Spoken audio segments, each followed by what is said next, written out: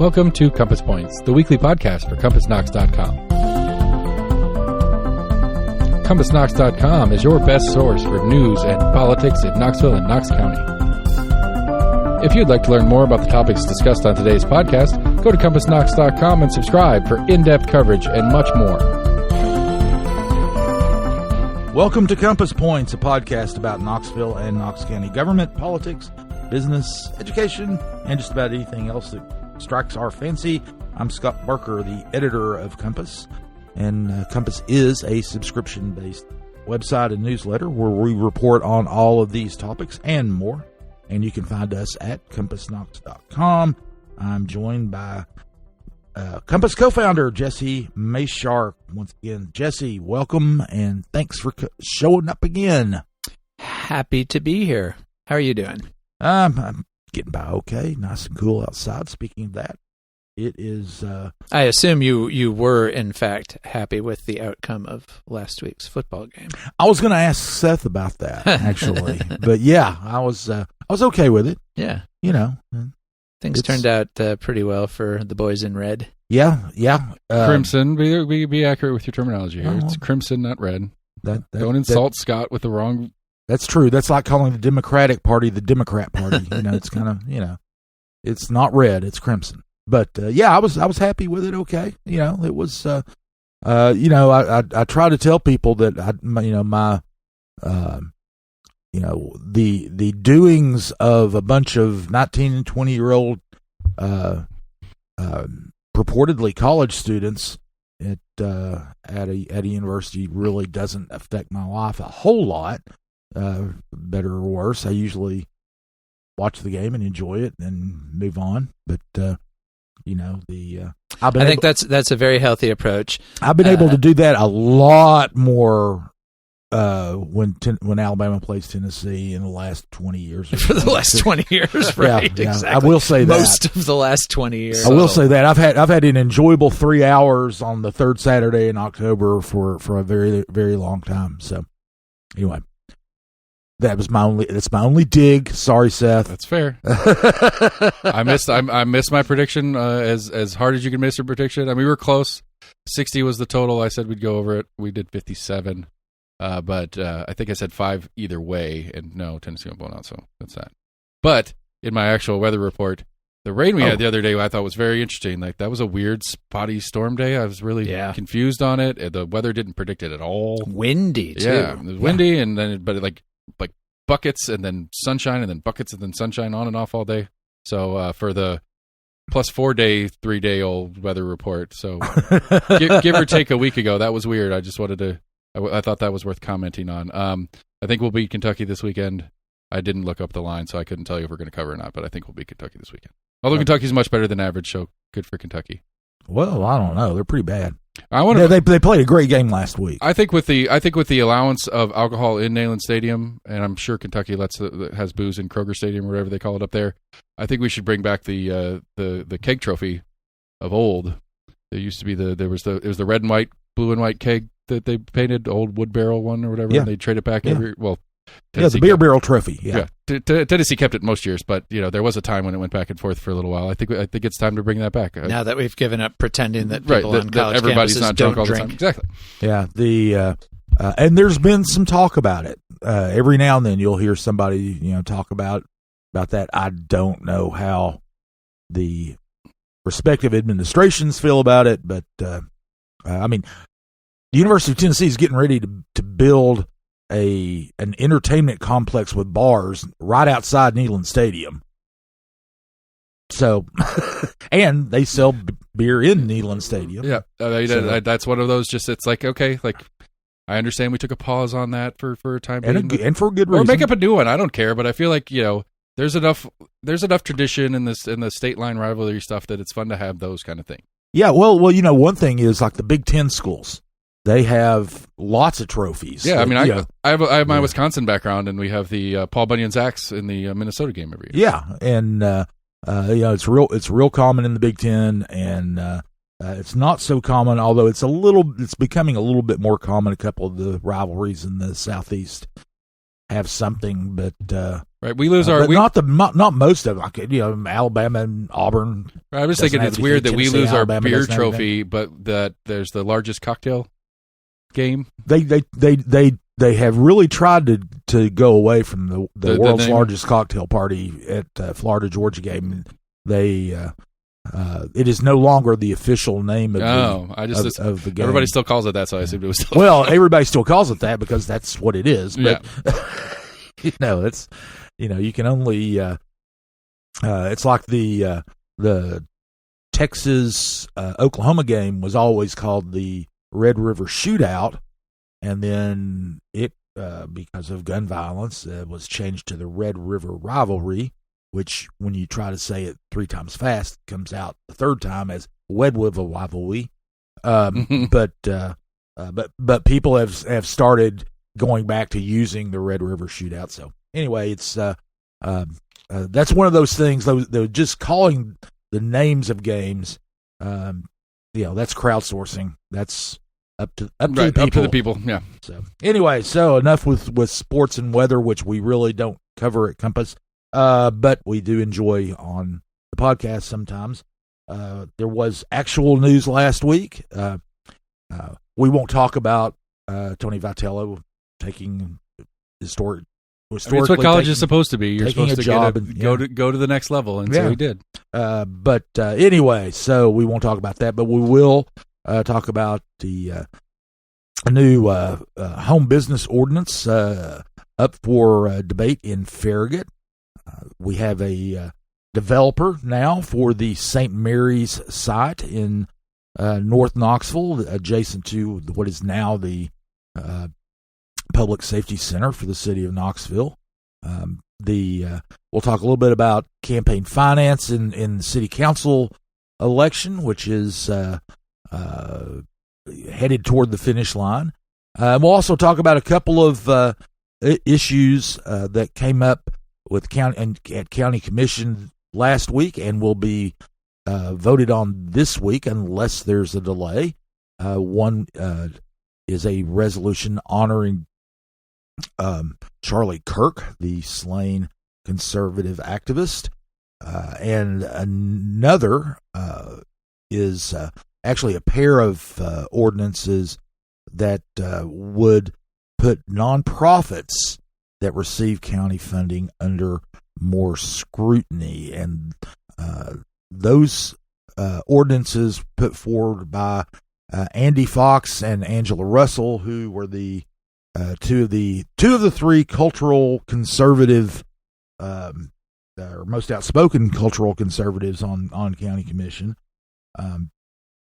Fox has made a couple of this is part of his quest to root out a couple of things that he does not like. One of the ordinances would require extra reporting by nonprofit agencies who receive county grants. Or not county grants, excuse me. These are actually contracts where they perform functions for the county, not just grants where they get money and do whatever they want to with it. These are actual contracts. And this was actually Russell's proposal here, but one of the Fox put in a provision in there that would require the heads of nonprofits to sign essentially an affidavit saying that they would not benefit people who were undocumented who were in the United States, and this would be under the risk of penalty of perjury. Right, they're supposed to affirm that no, we don't do that, which raises the prospect of if it's discovered that some of their services did benefit somebody who is undocumented, then there could be penalties from the county. Yeah, and it's a and these service contracts, all kinds of organizations receive them. Emerald Youth Foundation, which has been in the news lately, they get one. It's these are contracts for things that the county would probably do. Would probably do, but they can't afford to do, so they get, or things that they recognize are needs in the community that county government is not really set up to address, right. But they still want to make sure that the needs are met. Right? Yeah, like these are child care agencies, some healthcare agencies, all kinds of, and also a lot contracts. of local arts and culture organizations. Absolutely, and there were some questions from the other county commissioners about this. One of the things is that the ordinance would require a lot more financial reporting, and these nonprofits would have to open up their books to county auditors, the internal audit department of the county.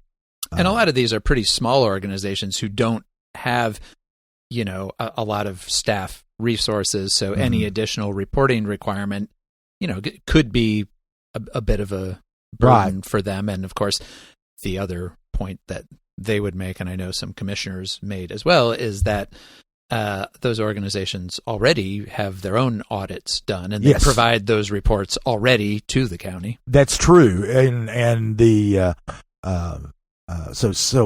and Russell was saying, well, we want to make sure they have these audits up front. Well, the ones that do have their own audits are supposed to provide them to the county anyway. That's part of the deal already. This isn't needed for that. But there are smaller ones that don't get audited that have that only have budgets of $50,000 or something like that, and might only be getting like $5,000 right. from the county. Yeah. And the other thing that kind of came up in the discussion during the agenda review meeting last week, which is reviewing the agenda for this week when they have their voting meeting, was that the county already kind of vets their spending on the front end.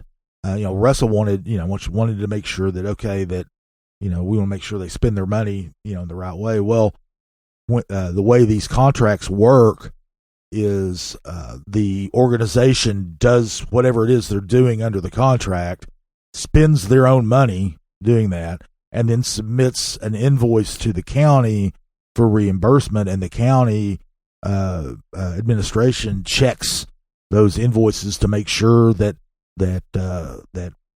invoice, the work that was done through that invoice, is actually part of the contract, and they will reject them if they are not.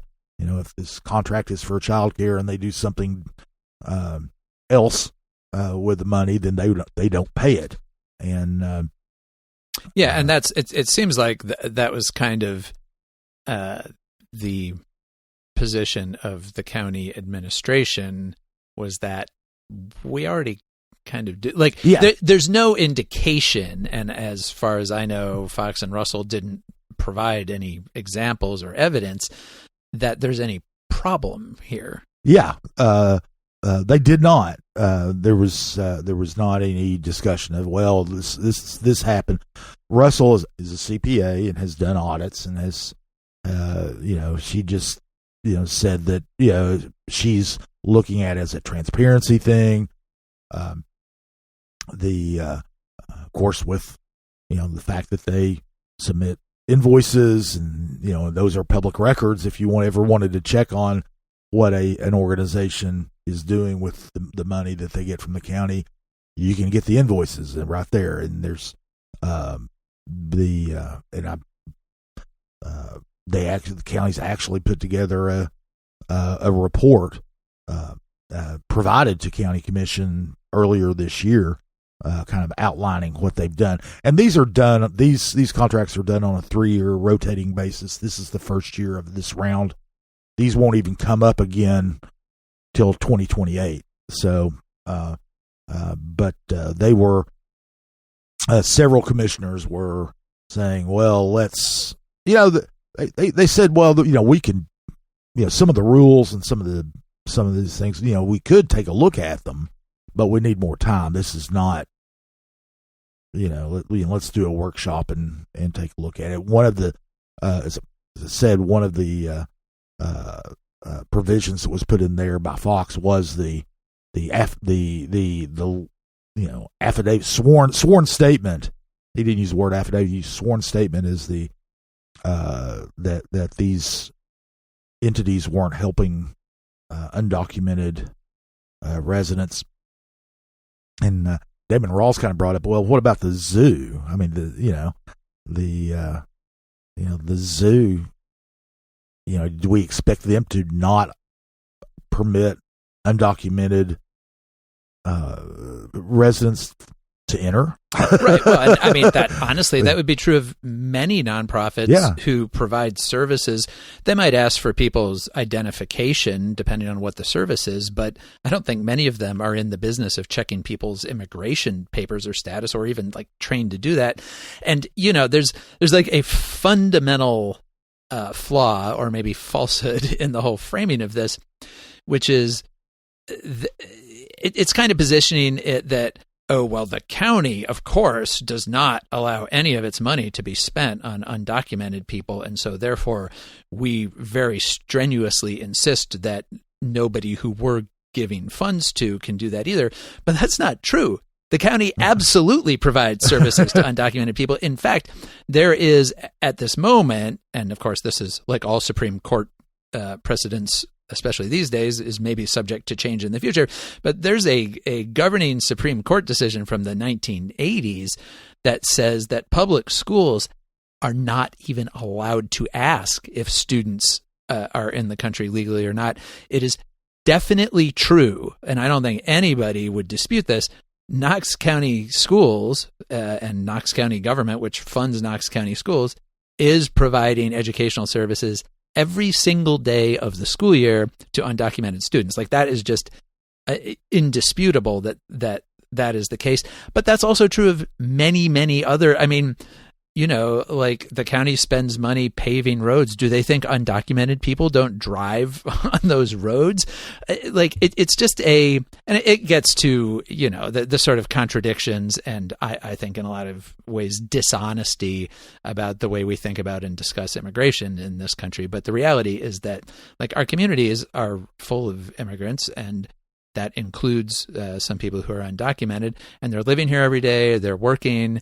They're going to the grocery store. They're going to the doctor. Yes, they are going to use public services in the same ways that everybody else who lives in Knox County does. And so the notion that the county is in some kind of position to demand of various entities providing different kinds of services that they make sure that not one penny of those county funds somehow accidentally benefits or helps somebody who is here illegally, it's just absurd, and it doesn't actually reflect the reality we live in. It feels like a certain kind of posturing to me. Yeah, and the other, I mentioned that there were two of these ordinances. The other applies to recipients of revenues from the hotel motel tax, which is about $12 million a year, and by law, the county has to spend those on tourism related things. Of course, the big recipient is Visit Knoxville, which gets about, I think, 40% or so of the revenues from that, and that's been Visit Knoxville's been a target from Fox's for ever since he's been in office, and because Visit Knoxville has provided funding for Pride Festival, and not a lot. Not a lot. They gave like $1,000. Yeah, it's a very, very small amount. And Visit Knoxville also, they do market Knoxville to the LGBTQ community. There's actually two web pages that they have. They have one that's kind of a marketing web page to the LGBTQ community. Anybody who might want to visit Knoxville, and then there's another about just kind of an essay about the LGBTQ community in Knoxville. But basically acknowledging that yes, we have an LGBTQ community. Yes, and now and the Visit Knoxville has and the county administration, the Jacobs administration, have made it very abundantly clear that the county funding does not go toward supporting Pride or anything. It goes the general marketing of the area to, because Visit Knoxville also gets funds from the city of Knoxville, and Visit Knoxville has to account for those separately because they have to report back to both governments. Right, and Visit Knoxville does a lot of other marketing. I mean, the Bassmaster thing, they spend a lot more money trying to get the Bassmaster tournament to come to Knoxville than they do. It dwarfs. Yeah, LGBTQ people are not a major focus of Visit Knoxville. It's just one of the many groups that they try to make Knoxville appear welcoming to, because they want people to visit Knoxville. That's what they're there for. Visit Knoxville also has a page for murals in the city of Knoxville, and I dare say that the number of people who go who plan their vacations around places, to make sure they go to places where there are lots of murals, is very small. But it's on there. It's one of the things that you got to think of it like offers. Like when you're at the checkout at the grocery store and there's the candy bars. It's the impulse buy is what Visit Knoxville is doing with this stuff. It's like you're coming here for whatever main reason you're coming here, but since you're on the website looking, since you're visiting, here's some of the candy bars and the soda and whatever else there right at the checkout. Get you a pack of gum or whatever while you're in Knoxville. Check out this sub scene, whichever one it wants to be. Yeah, I mean, you can look at that way. Well, and the other thing is that the city of Knoxville, certainly in recent years, has been very welcoming and affirming to the local LGBTQ population, and they are the other major funder for Visit Knoxville. And so if one of their major funders comes to them and says, we would like you to also make sure that you are, showing some support and affirmation for this one part of our community or our visitors, Visit Knoxville is naturally going to say, okay, we'll do that. Yeah. Yeah, sure. Anyway, the several commissioners, both parties, it's a nonpartisan opposition. It's not necessarily an opposition to more transparency or anything else, but they did say, let's, we want you to postpone this. The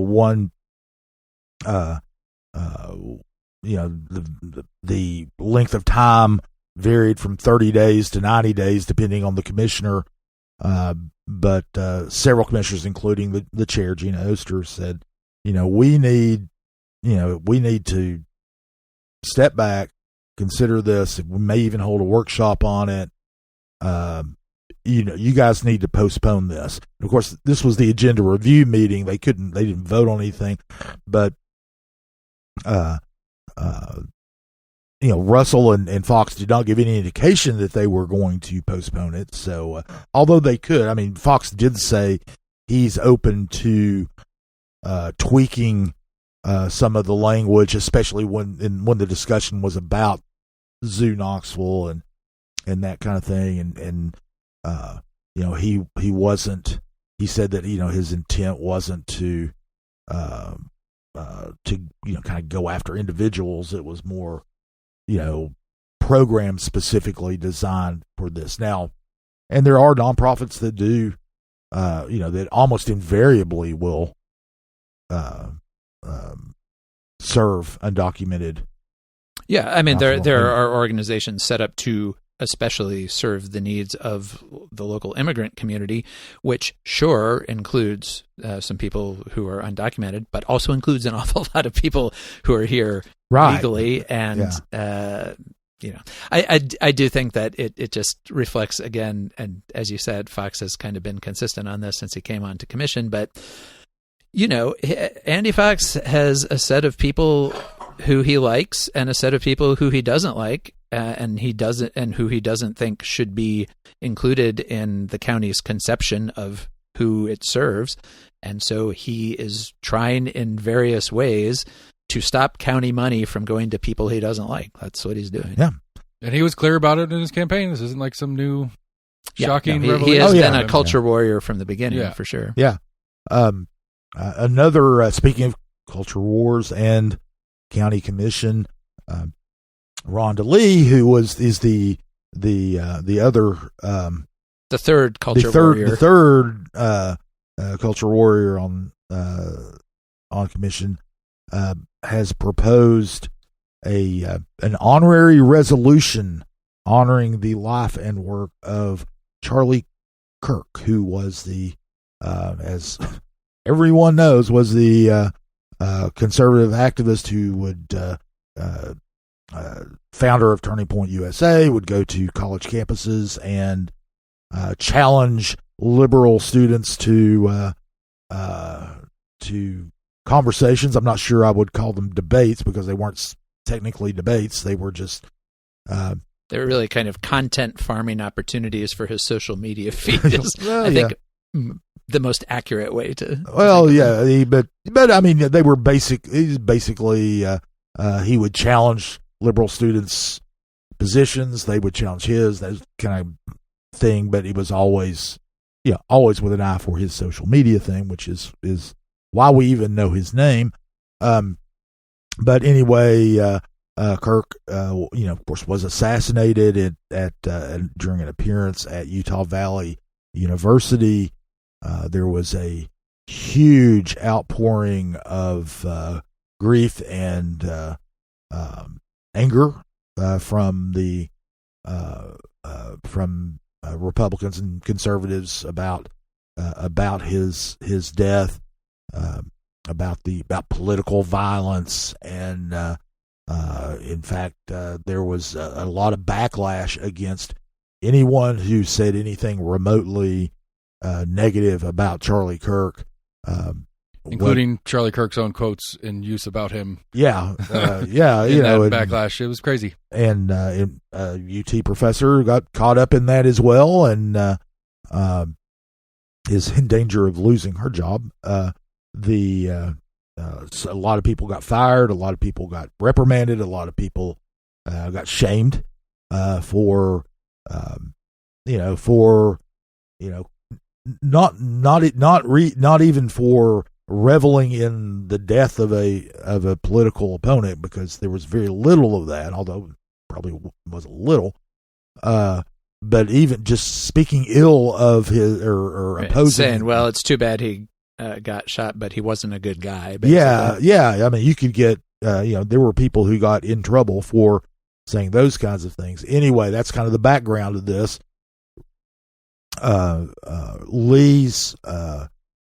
Lee has decided to go ahead and put up this honorary resolution honoring Kirk's life, and she got a lot of pushback on it from people in both parties. Again, one of the Courtney Durrett, who's a Democrat, was kind of led the opposition, but she was joined by Republicans in that, basically this isn't what honorary resolutions are for. They're not for people who aren't from Knox County. The honorary resolutions are for people who are from Knox County and businesses who are from Knox County that the commission wants to recognize. They're always passed unanimous votes. It's always ceremonial. They all come up and get a picture taken in front of, beginning of county commission meetings, that sort of thing. And her Republican colleagues agreed. I mean, Larson J., who's running for county mayor, came out and said, this is for Knox County people. It's not for people who aren't from Knox County. And one of the things that they all brought up is that, honorary resolutions are for, they're kind of opportunities for unity. Everybody can agree that it was a great thing that whatever high school won the state champion. That's what I was going to say. Every year, there's a lot of them for any Knox County schools that win championships in different sports. Yeah, and in fact, coming up to this meeting, there are resolutions honoring the late Bill Williams and the late Ken Schwall of WBIR, and they major figures in the community. Major figures in the community, and in many ways beloved figures in the community, and they're not controversial figures. I don't think. Not they're. If you can find anybody out there with anything bad to say about Bill Williams, boy, that's boy, you're really scandal mongering if that's your deal there. But I mean that's one of the those are the kinds of resolutions that these honorary resolutions, these are the kinds of things that they're designed to do, and it is a unifying thing. And the Durrett and the others didn't just say, "Oh, this is bad." They said, "Well, here, instead of doing this, issue your own proclamation," which they can do as well. Individual commissioners can issue proclamations. Doesn't require a vote. Nobody has to sign on to it, and it's just kind of an expression, a more formal expression of a commissioner's views on whatever, and they said, "Well, do that instead." And Jay actually pointed out, well, one thing is that if we do this, we're really opening the door to a lot of things. And he made a reference to something that went on with the city a couple of years ago. He said, next month, somebody can have a resolution supporting or opposing, taking a stance on the war in Gaza. Mm-hmm. Now, the city did that and it did nothing but fill the city county building, or the main assembly room of the city county building, up with people who screamed at each other for a couple hours, and a lot of city council members in that case also said this is not like the role of the city council. and so, but the county commission has that other mechanism and said, do that one, don't do this one, and Lee was absolutely, in her words, absolutely shocked that there would be any pushback at all on this. She tried to emphasize the fact that this, the resolution as part of honoring Charlie Kirk's life also condemned political violence. And Jay pointed out, well, hey, if you want to just put one out there condemning violence without mentioning Kirk, fine, we'll do it. You'll have we're against violence. all of us would be on board with condemning political violence, but again, this was another. She gave absolutely no indication that she was going to drop the honorary resolution and issue a proclamation instead. Of course, she's still got time. This was last week. This the county commission is meeting Monday. And to vote, all these items are on the agenda. So, but we'll see. They could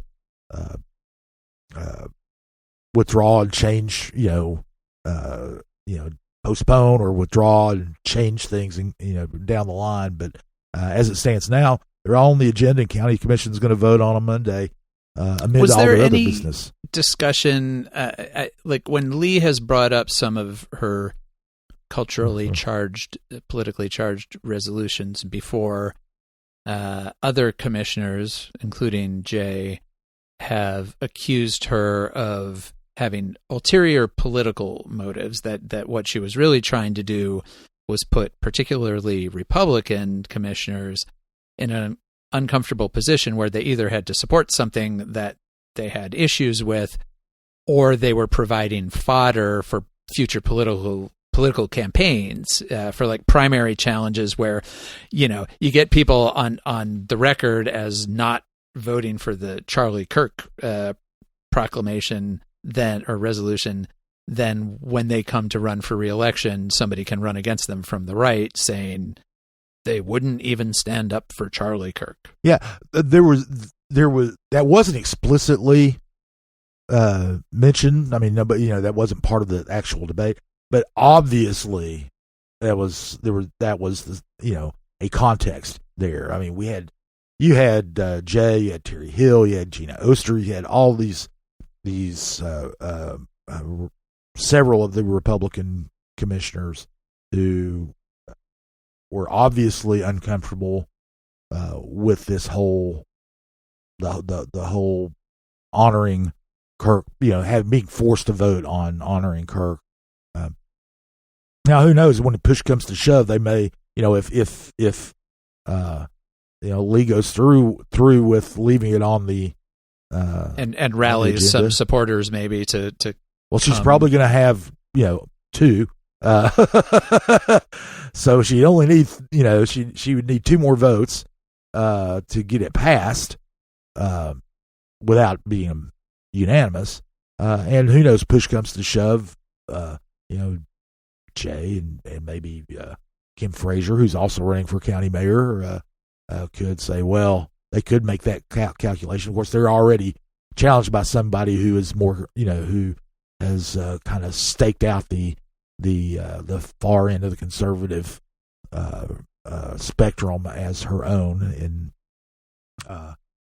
Betsy Henderson in that race. So, but that would be something that Betsy Henderson, who would not have to vote on this, could. Although I suppose she could bring something to the school board if she wanted them to vote it. One thing that I was wondering is if any of the people who have issues with this resolution might suggest a friendly amendment to Lee.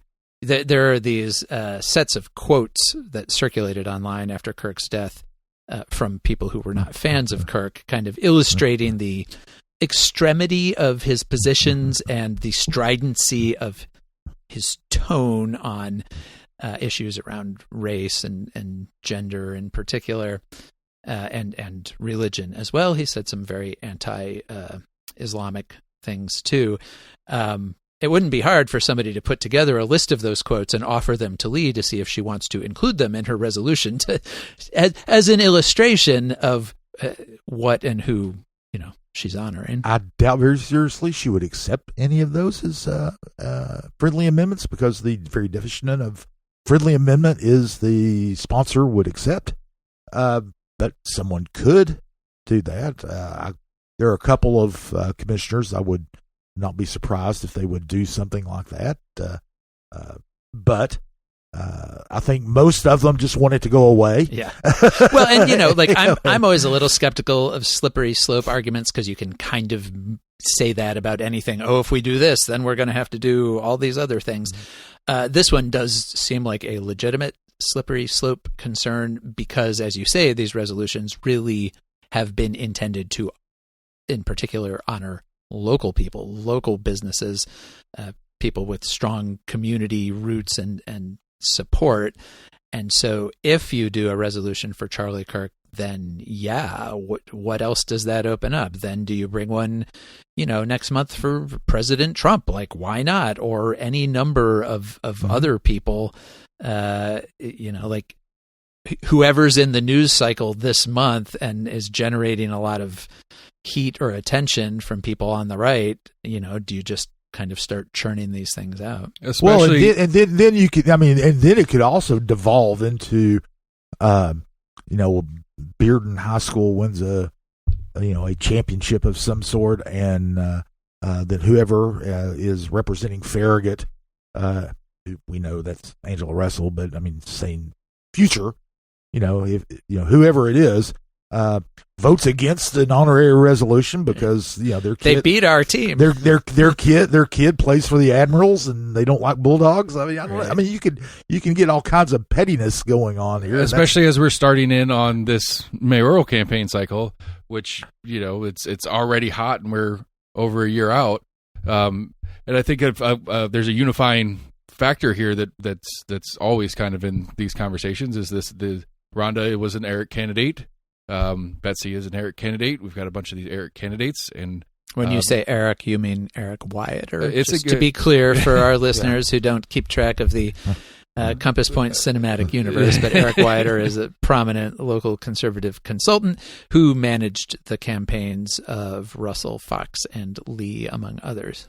And so that, again, with that part of the conversation being that this is something to get somebody on the record for kind of thing, it's like, well, this is a unifying factor. And if this becomes an okay standard now, what is the conservative item person du jour 6 months from now? Then we're doing another one of these, and it's another big fight. And it's, where does this have to do with anything about me and you as county residents?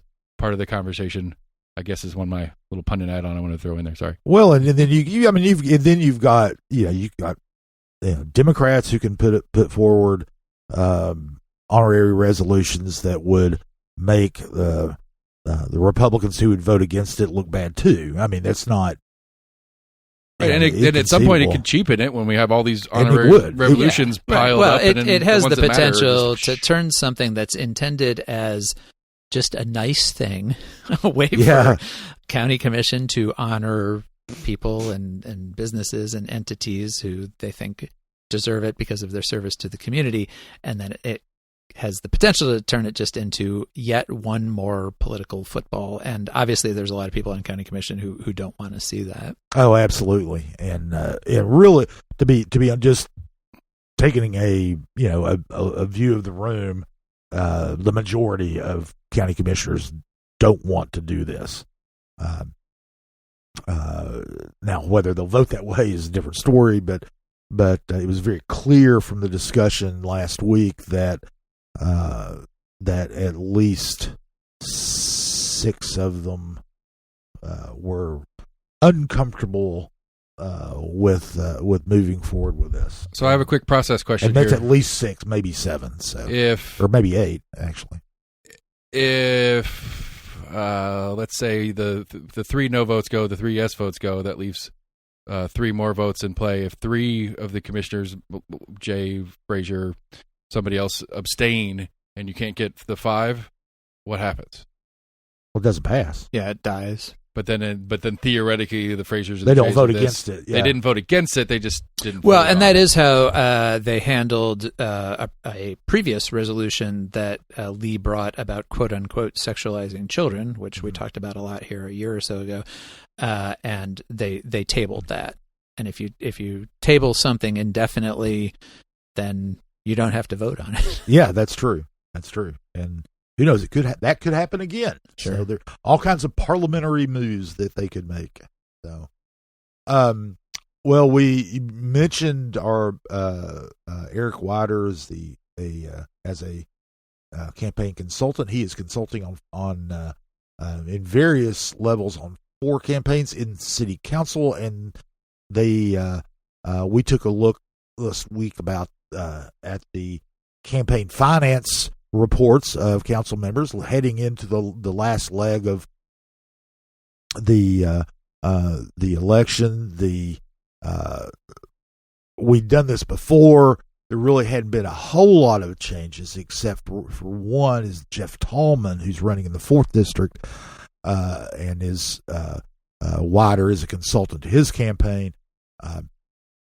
Made up a lot of ground as far as fundraising goes. And has been making a big push. He brought in almost $20,000 in the 3rd quarter, which was more than anybody else, any candidate in any of the races. And he was boosted by a $5,000 contribution from the Knox County Republican Party, and the Republican Party is supporting 4 candidates in the race financially. But none to the extent of Tallman's. I mean, they gave a token $1,000 amount to Becky Jones in District 1, and she came in a distant second in her race, and doesn't it would be a big comeback for her to overtake Karen Adams in that South Knoxville district, and the same would go in West Knoxville in the 2nd district. But Tallman is kind of within striking distance. He still finished second. Was kind of within striking distance of Matthew DeBartoleben, who came in first in the primary, and so the Republicans have put a lot of money behind him. In fact, they paid for a very negative campaign mailer that was sent out last week, insinuating all kinds of things about DeBartoleben. It's one of those things where a lot of these things were accurate, but presented in a way that just boiled down to he's lived a lot of different places. Yeah, he lived a lot of different places, so he's not from here. And what they went at, one of the things, the apparently negative things about him is he doesn't own property in Knoxville, and which is I forget the percentage, but like about half the residents of the city are renters, and it's not is that disqualifying? It's not a requirement, and then another one. The most curious allegation in it was that he was an art curator, a self-described art curator. Well, because and he does run the quarterly Pachakacha gatherings, which bring together entrepreneurs and artists and just interesting people to kind of talk about their work and everything. But the idea that there's something suspect about is it the art or the curation that we're objecting to? I don't know. That was the confusing part, and and there is yes, he has done that. One of the interesting things was they kind of listed all these places that he lived. He lived in he's lived in Chicago, he's lived in Miami, he's lived in Shanghai, China, and all this. Well, one of the things was he ran a gallery in Shanghai, China. It was part of his ministry there. He lived in all these places because he is a minister. This is all part of his religious calling to go to these various places. When he was in Chicago, he was the chaplain for the Chicago Bears. His father is the chaplain at the University of Miami, and has been for years and years and years. So there's a very religious household. He went to divinity school. He's not ordained. He's not an ordained minister, but he's been a minister, and that's what he was doing. But anyway, well, it was also just but the Republican Party paid for this in a way. I mean, the Republican Party kind of, as we mentioned this last week, they set up an organization to oppose the sales tax referendum. That organization paid for the flyer, and that organization is set up. I mean, the Republican Party set it up, so obviously the Republican Party's helping to bankroll it, but we don't know who, because the way they set it up, they don't have to report donors to that committee until February of next year. So we don't know who is supporting that that group, other than the Republican Party it's itself. Republicans, it's Republican donors. Well, but anybody can donate, and you can donate unlimited amounts. I mean, one of the pro sales tax referendum group, you had one donor donated $50,000, and so that was you could do that, but we don't know who is donating in the to this PAC. Anyway, they paid for this flyer, so Tallman is benefiting not only from the money he raised, but from the finances that this anti-sales tax group can bring to bear. Because and he said that he wasn't aware of the flyer, which legally he shouldn't be aware of it. He shouldn't be aware of it. Coordinating with the campaign, and it's certainly, you can take him at his word that he didn't know about the flyer. I do think that particular line of attack in this race, suggesting that DeBartoleben is sort of quote unquote not from here, is interesting, because Tallman himself, by his own admission, literally doesn't live in the district. No, that he doesn't even live in the city. He doesn't even live in the city. He is building a house. He has lived in the city for decades. Yes, he has, and he's building a house but his own candidacy was challenged, and the election commission, on a divided vote, allowed him to stay on the ballot. But it's an interesting line of attack, given that the candidate the Republicans are supporting, like, literally doesn't live in the district at the moment. That's true. The other, as far as the fundraising goes, the other races all pretty much fell in line with what they had been before. The ones who, the leaders in the vote also were leaders in fundraising. They all held on to those advantages, even if a couple of cases the person who came in second in the primary raised a little bit more, about the same amount of money. But the others, the ones who'd come in first, had raised so much money that they had spent it or will be spending it and still have a huge advantage. And Nathan Honeycutt in 2nd District in his race against Melody Watts, for example, is one instance where he can cruise. He's raised so much money that he can cruise, and she's got so much ground to make up vote wise because he had almost 80% of the vote in the primary, that he can afford to cruise if he wants to. I don't think he has, but he could. In the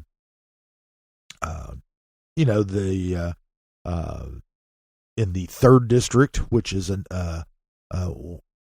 one where you have two candidates who were fairly close in the primary. Frank Ramey has increased his fundraising game.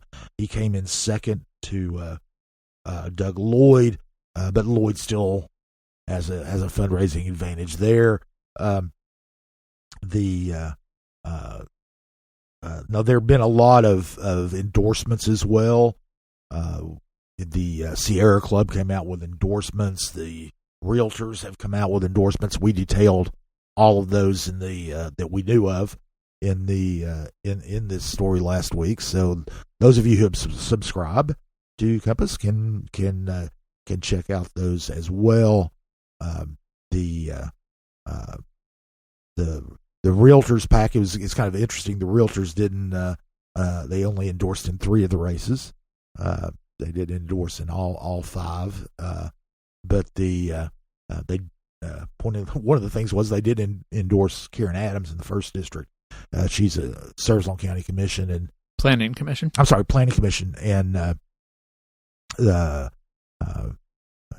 is one of the planning commissioners who kind of holds developers' feet to the fire. Right. She comes more from the neighborhood association side of planning issues. But others on the who are in the more progressive end, I guess you would call, like DeBartoleben and Ramey and Honeycutt, the Realtors supported them. So and they are simpatico with Adams. In fact, they share donors, and and this is one of those things that when you look at the campaign finance thing, you really see the partisan breakdown, even though it's a nonpartisan race. Because I said that the Republicans are backing, and the Republican Party is overtly backing financially, Tallman and Lloyd and Watts and Jones in those 4 races, and the others either have or Democratic consultants who are who are working for them, and their donors are the same. They're all they're primarily Democratic voters who are Democratic donors. So it's the partisan breakdown is there as well when you look at the money. It's interesting that it doesn't seem to carry over into the 6th District. That's the one district where a lot of these organizations that have made endorsements or that are donating money, it seems like people don't quite know what to make of the Stan Johnson Denzel Grant race. Yeah, well, I think it's the 6th district in general, because this is a long-standing phenomenon, and part of it is it's a majority-minority district, so the African American community has an outsized influence on this district, and that's the way it was designed. To ensure that African Americans in Knoxville could elect candidates of their choosing, and so the district has always been it contains the precincts that are overwhelmingly Democratic. So there's really not much of a reason for Republicans to spend a lot of money there. The candidates tend to be more progressive and Democrat, historically vote Democratic or whatever, and the politics is different in the African American community than it is in the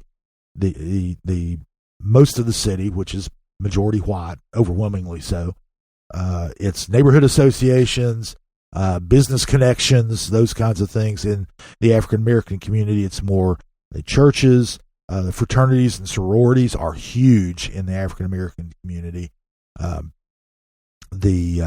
And kind of the network of leadership that is in place for the nonprofits. That's kind of where so it's a different dynamic as far as the politics goes. Well, and both of those candidates, Grant and Johnson, are people who have led nonprofits in the community. They very much come from the nonprofit world. So it's a little different animal for I think both those are two overwhelming reasons. One is just the nature of politics within the African American community, and the other is that it is an overwhelmingly Democratic district, and Republicans, aren't going to. Right. The most they tend to do is make gestures in its direction. Well, I mean, they're not going to spend a lot of money. There are some Republicans who live there. There are the district is a sprawling district. It cuts across it's not only East Knoxville and Mechanicsville, which are heavy African American communities, but it gets out into Marble City, which is more white. Also downtown. In fact, they had it was kind of interesting. They had a candidate forum last week downtown, and 6th district candidates don't tend to really campaign a whole lot downtown and talk about downtown issues. So it was an interesting thing, and quite frankly, up until just recently, there weren't that many voters who live downtown. Right, but now there are. There's now there are thousand. And not only that, there are people who live downtown, and downtown is it's a there are a lot of people that have a lot of money who can support campaigns. Yeah, and also the downtown population is more affluent, more educated, and more likely to vote. And so even though it's a relatively small slice of the 6th district, it could have, and we haven't really seen this yet. It'll be interesting to see as downtown continues to grow.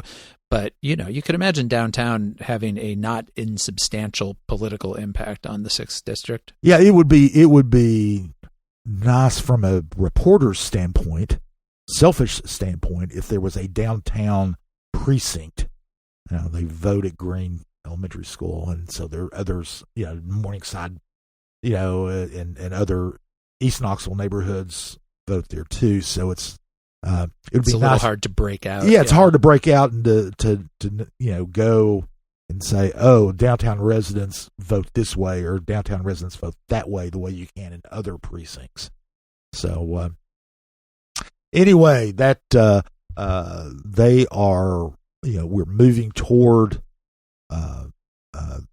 election day rapidly, and if so all of those candidates can spend whatever kind of money they've got, and they are spending it. I'm getting text messages and seeing TV ads and all kinds of stuff that you don't I'm not, because I'm in the 5th district You are where in we the don't 5th have a council race. The only thing I'm getting is the mailers about the sales tax referendum. Well, and one thing that's kind of interesting is the election commission did put out the midpoint kind of turnout info on early voting. Wednesday was the halfway point there, and it was kind of interesting. Turnout's not great, of course, never is, but it's stronger than it has been in many years so far. We just don't know exactly how it's going to end up playing out, but I'm trying to pull up right now the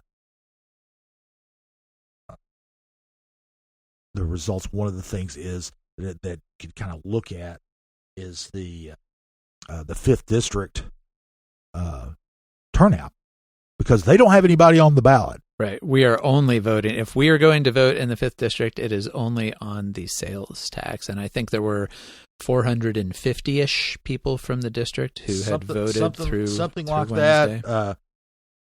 I was one of them, by the way. I voted. You've already voted, huh? I have. Well, one thing in the 5th district, 452 people had voted. Now, there are there are 14,500 people who are registered to vote there, so it's not that many.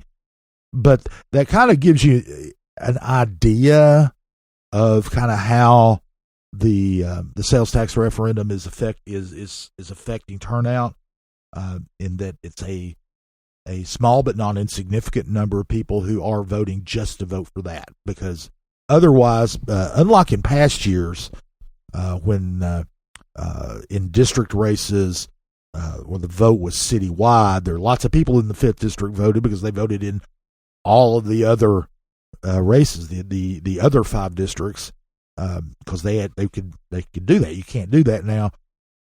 This is literally the only thing to go out and vote for. Yeah, it was a very short ballot. Yes. Well, it's a short ballot anyway. It's a short ballot regardless. You either have one item or two items. But turnout is not significantly higher in other districts compared to how they voted in 2023, which was the last time these seats were on the ballot. So, the overall, though, turnout is just a little bit more than it was in. It's a lot more than it was in 2023, but in 2021, which was a pretty decent turnout year, it's a little bit higher than that. So it's while no one will say that the turnout is great, it is better than it has been in some elections. And you have the combination of, you do have 5 open council seats. Right, I was going to say the 21 was all incumbents. 21 it was incumbents running kind of suppresses. Yeah. So these are, that always or typically drives more turnout when you have open seats, because you get stronger campaigns, and then of course, whatever the sales tax referendum is doing to drive people out. I think the concern, I suppose, from the people who support the sales tax increase is that when you see people, like in the 5th district, coming out only to vote on the sales tax, kind of conventional political wisdom would be that it's a lot easier to get people to come out to vote against a tax increase than for a tax increase. But of course, we will not know any of that until the actual election. And I think it's something worth throwing in the conversation too, is that, does voting habit change having less to go do, having only one item on your ballot, or having only 2 items? Like, am I going to go out of my way to go do this thing for one? Or does it make it easier because people only have to keep track of one race instead of, oh, wait, it's, there's an election going on, and maybe I know my local district, but there's these 4 other districts that I have to try to figure out who to support and stuff. Like who knows? Fun conjecture, Voters are yes. peculiar creatures. It's a fun thing to talk about, though. Yeah, and we're not a big enough city to be able to, where somebody would be able to just pay for polling to find out. Right. That's low on people's polling list right there. So, moving on to a development issue, that's a development that's come up in the in the city of Knoxville, the former St. Mary's Hospital site. The city turned half of it into the Public Safety Center, which is a public safety complex, home to the fire department, the police department, and city court, and several other things. There at the north end, where the historic 1930s, circa 1930 hospital building still stands, has been undeveloped since then, and KCDC, Knoxville's Community Development Corporation, is the city's redevelopment agency, and they have selected Dominion Group to redevelop the St. Mary's site, and I did it with very little fanfare, but they did. This is the northern part of the campus, where, as I said, the historic hospital building stands. Dominion Group is a local development group. They do a lot of affordable housing. They do a lot of other housing. They are very active and prominent group now, development group.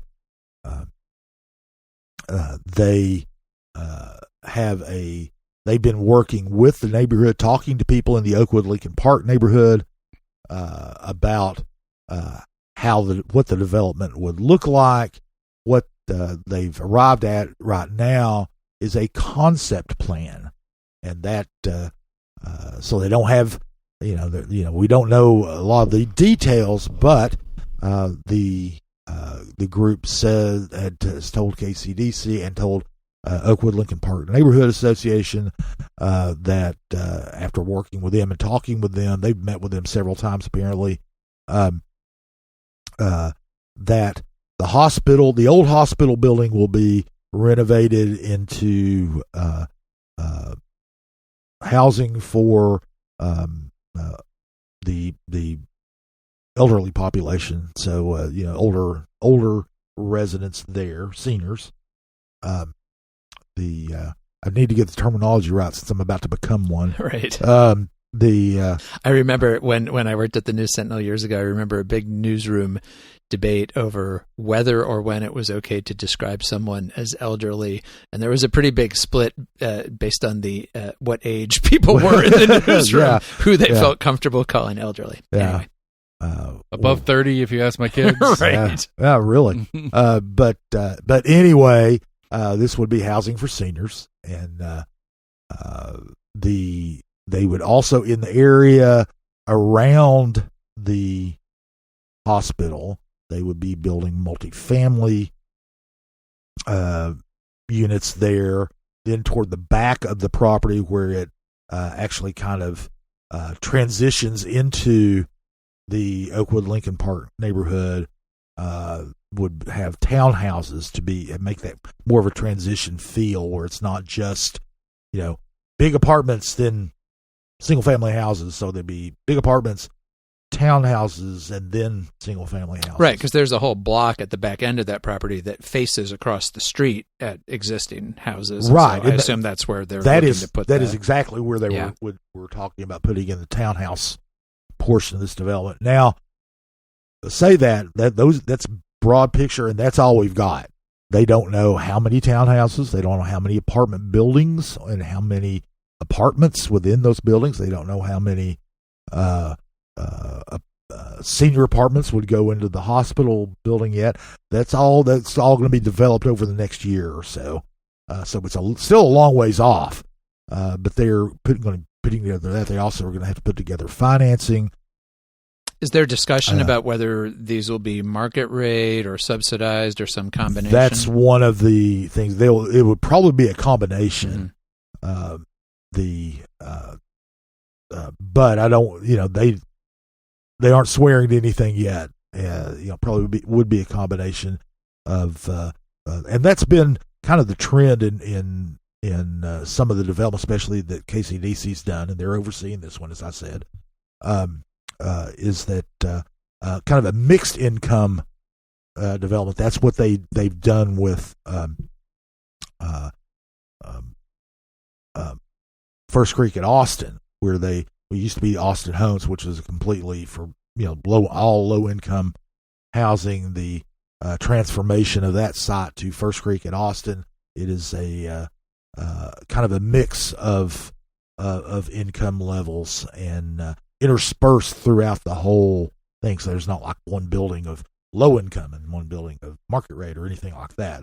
And it's, all of that is still to be negotiated. What they've done is they've just selected the developer at this point. Ben Bentley, the CEO of KCDC, said that the firm's going to continue to consult with the Oakwood Lincoln Park neighborhood and talk about that. And then they are going to have to put together a financing package. One of the things that will almost certainly include is a payment in lieu of tax agreement, especially at least for the portion of the property where the hospital is, because renovating a 95-year-old hospital building into modern housing that is ADA accessible and all that other good stuff for seniors is real expensive. Right. And so would be hard to do if you were just spending your own money and you were going to do it as straight market rate housing. So straight market rate. You probably could not afford to actually do the work to make it happen. You could, but the only seniors who could afford to live there would be seniors who are very, very wealthy. Right. And they probably already have their own condos to live in. They don't want to come live in Oakwood Lincoln Park with me. Who would?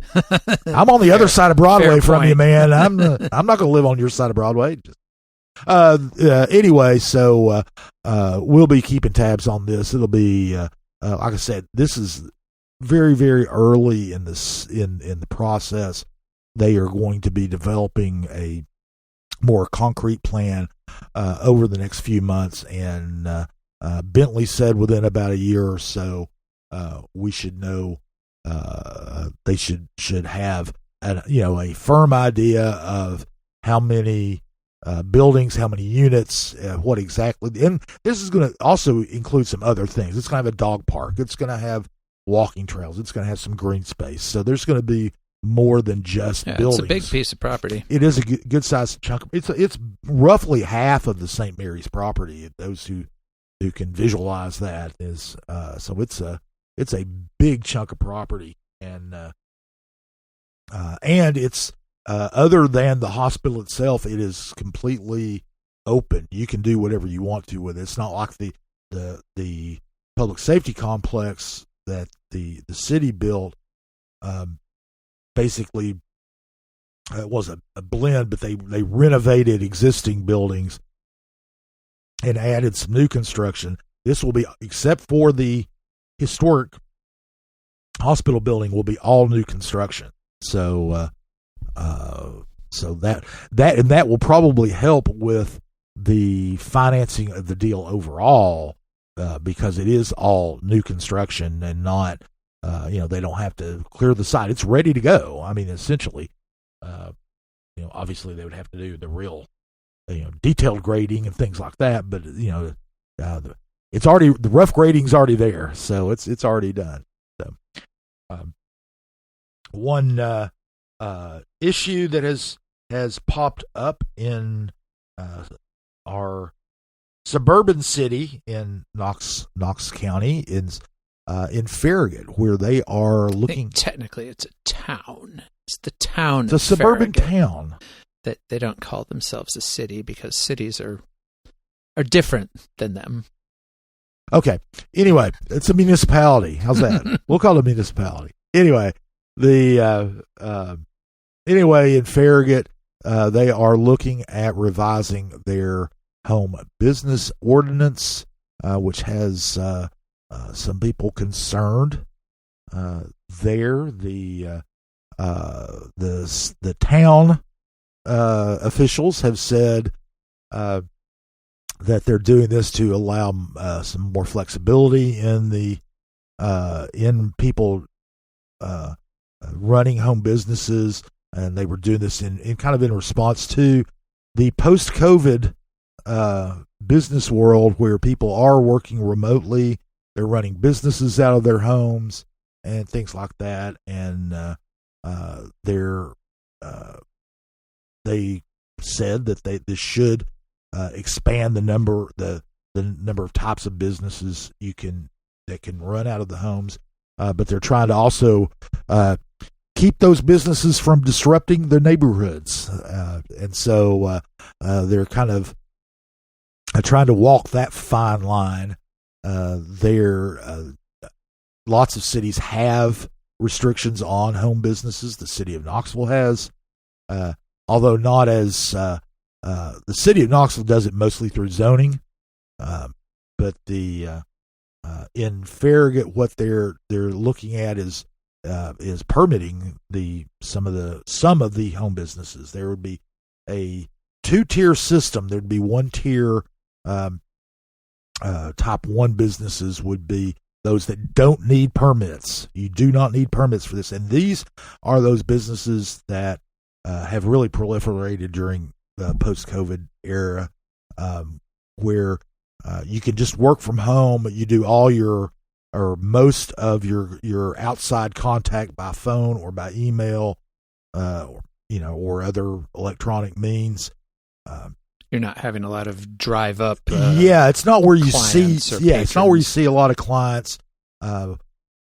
We, for instance, if Compass, if we moved out to Farragut and we're going to run Compass, we would fall in this category where we would run the business from our house, as we do in the city of Knoxville. We didn't need any special permits or nothing. No, and you won't in Farragut if this passes either. So, but I mean, the types of businesses were, consultants and graphic designers and writers and woodworkers, photographers, things like that, where you can that's your base, and it does limit, and this is where Farragut kind of gets into operations of these businesses. They limit on-site meetings would be limited to 2 per day.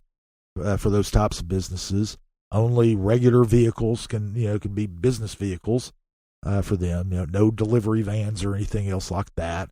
And you can do on-site merchandise sales. Of course, the only on-site merchandise that gets sold in my neighborhood is illegal. So right. That's kind of a sad thing. Or coupon books from the school kids. Those had a special exemption. But then there's another layer of occupations that would have more of an impact. And those top 1 businesses really don't have an impact on. Yeah, it's just somebody working at home on their computer. Yeah, basically. yeah. I mean, you would not know that I am working at home. You would just think I'm a deadbeat. Doesn't go anywhere. Doesn't he ever leave? How does that guy make any money? And what's he doing on his porch in his pajamas at 1:00 in the afternoon? I don't understand that. But my business in my home would probably be one of the ones under this tier 2 thing, because I have clients coming in, you guys. Hence, yes. And it probably would be. Is that all we already use, Seth? Clients? Well, and a paycheck. Sounds so impersonal. But yes, the top 2 businesses. Now, hold on, time out. I'm sorry. You're the one playing the semantic games, making sure we call it a town and not a city. And now I'm calling you clients because that is the accurate term for what we are discussing. And you're going to call me out on that. I would say we're friends too, but I thought we were blood brothers. In the conversation, no, you're a Bama fan. I can't accept that. I have a prior blood oath that requires me not to take a blood oath with a fan of your sort. Okay, sorry. Now that we know where we stand, but the top two occupations, recording artists, a studio like this, like the opulent Barbarian Studios. Had to get in there somewhere. Yes, because we failed to do that at the beginning.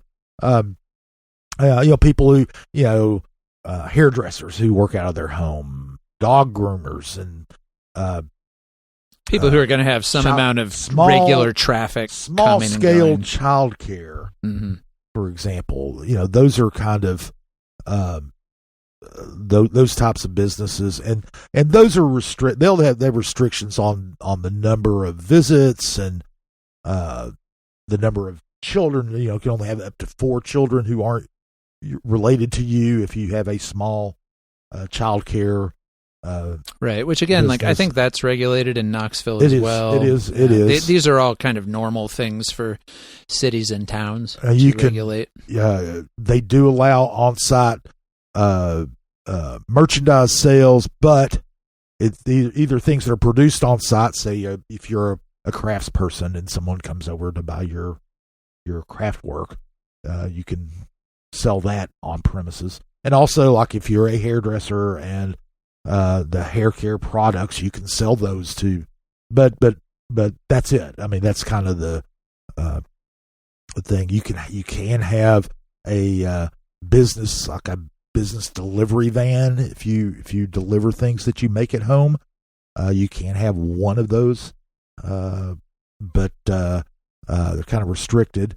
Now, the one of the kind of interesting things that I think will be the hardest thing for them to regulate, and let me go back first. Those top 2 businesses do have to have permits. So I don't know how much those would be, but you do have to go out and you have to go to the town hall at Farragut and obtain a permit and certify that you know the rules and you will obey them, abide by them, and that what you are planning to do falls in line, because it has to be listed in the ordinance as something that's allowed.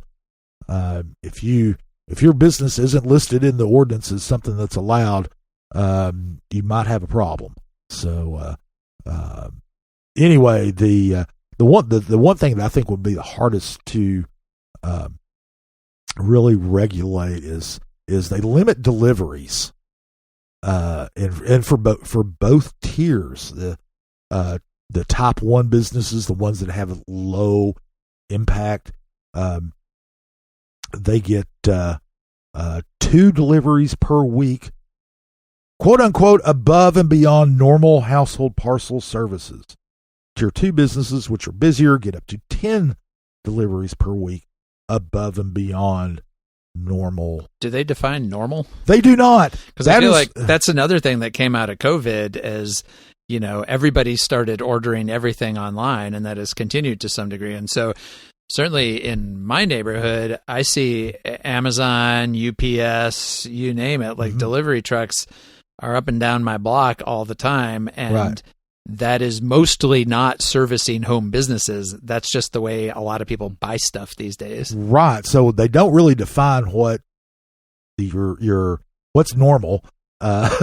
So that's why I'm saying that's going to be hard to enforce, because in my neighborhood is the same way. We have, there are people who get things delivered all the time.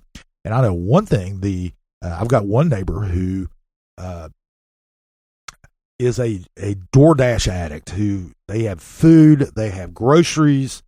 So there's a food or grocery delivery service is there every single day. Nothing wrong with that. They're not. Well, and there are people who maybe, it's hard for people to leave the house or whatever. There are people who, have good reason to use a lot of these services. They have good reason. Sure. I'm not questioning that, but their normal is at least 7 a week, 7 or 8 or 9 a week, and that's without parcel delivery. Parcel deliveries added on to that, they probably get 10 a week. Now, we get maybe one every couple of months. If we order something, I think we've had one this week. So, normal for one person is not normal for another.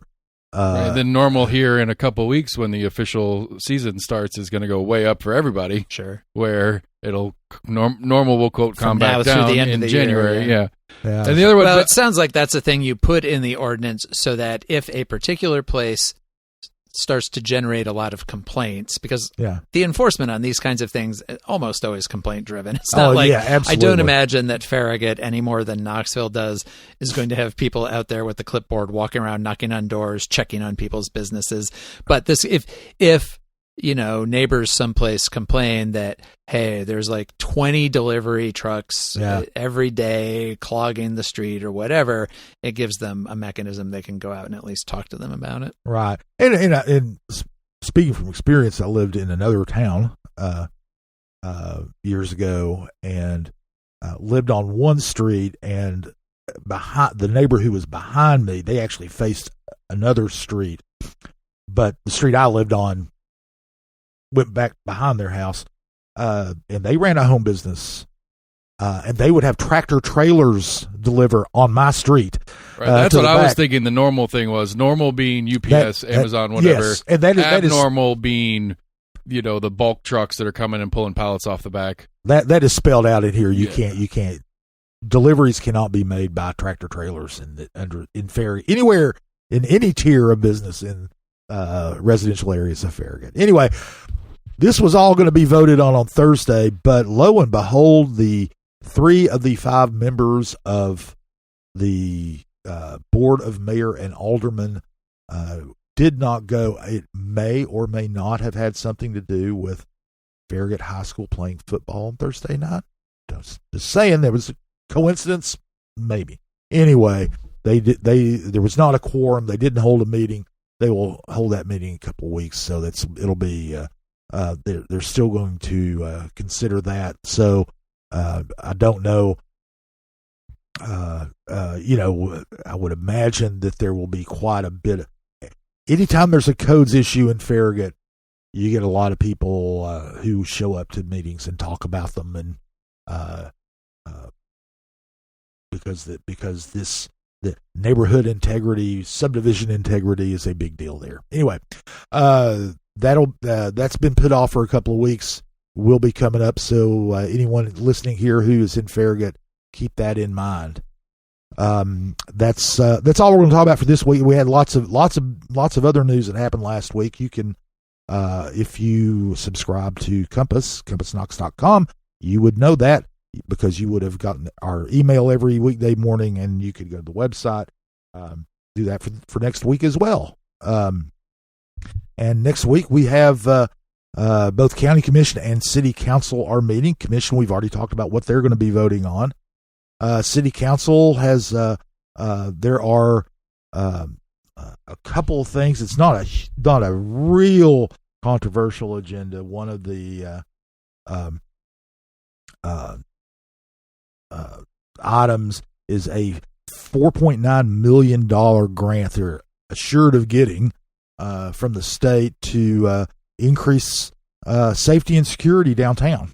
So they're going to be getting that. There's also going to be voting on an increase to the Gay Street Bridge repair work, a contract for that, what they're going to pay for. Actually, this is not repairing the bridge itself. It's kind of adding to the scope of the work, the approaches on either end, particularly the Hill Avenue intersection with Gay Street downtown, because they're going to be basically turning that into a plaza for the foreseeable future until the bridge ends up getting replaced on down the road. That's pushing all this stuff is pushing the repair work and associated work to the Gay Street Bridge to over $2 million. And remember, that's just to get it to where pedestrians and bicyclists can cross safely. And then, of course, early voting concludes on Thursday.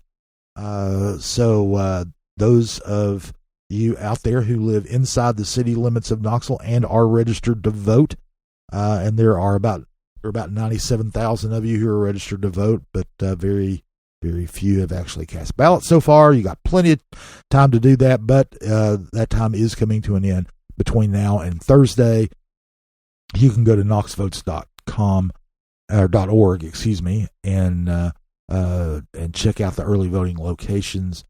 Or you could add those subscribers to Compass also should know, because we put this information in our newsletter every morning. So that will be it this week. Jesse, do you have anything else you want to? No, just happy Halloween, everybody. Trick or treat safely and enjoy yourselves. That's true. Yeah, don't. There's a lot in the news that can scare you, but have fun. However you choose to frighten yourself, and we will talk to you next week. CompassKnox.com is your best source for news and politics in Knoxville and Knox County. If you'd like to learn more about the topics discussed on today's podcast, go to CompassKnox.com and subscribe for in-depth coverage and much more.